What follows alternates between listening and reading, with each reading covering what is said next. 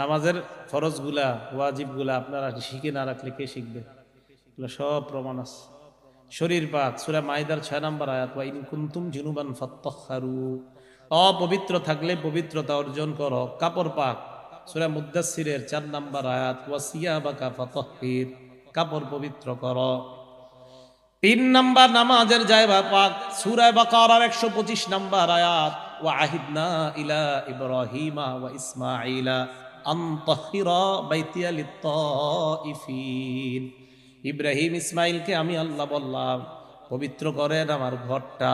কেন? লিত্তাইফিনা, যারা তফ করবে তাদের জন্য, ওয়াল আকিফিনা, যারা ইতিকাফ করবে তাদের জন্য, ওয়ার রুকঈ, যারা রুকু করবে, ওয়াস সুজুদ, যারা সিজদা করবে মানে যারা নামাজ পড়বে তাদের জন্য।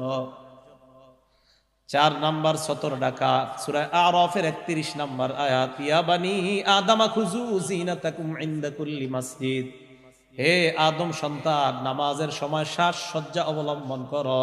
5 নাম্বার কিবলামুখী হওয়া সূরা বাকারা 144 নাম্বার আয়াত, ফাওয়াল্লি ওয়াজহাকা শাতরাল মসজিদিল হারাম, কিবলামুখী হয়ে দাঁড়াও। হ্যাঁ, কিবলামুখী হয়ে দাঁড়াও। ওয়াক্ত মতো নামাজ পড়া সূরা নিসার 103 নাম্বার আয়াত, ইন্নাস সালাতা কানাত আলাল মুমিনিনা কিতাবাম মাওকুতা, নামাজ ইমানদারদের উপর সময় মতো ফরজ। 7 নাম্বার নিয়ত করা, বুখারীর 1 নাম্বার বর্ণনা, ইন্নামাল আমালু বিন্নিয়াত, আমলের প্রতিদান নির্ভর করে নিয়তের উপর। এরা মনে করে কি জানেন নি, মাদ্রাসায় যে ছাত্ররা বক্তব্য পড়ে না, এগুলো তো বক্তব্যের পড়া, এগুলা কি হাদিসের পড়া নেই, এগুলা কি কোরআনের পড়া নেই? তাহলে আমি কি কইলাম? প্রত্যেকটা আমি বুঝাই কেন কইছি জানেন? এগুলা বুঝাইতে চাইলাম কোরআনে আছে, এরপরে আপনারা পারতেছেন না।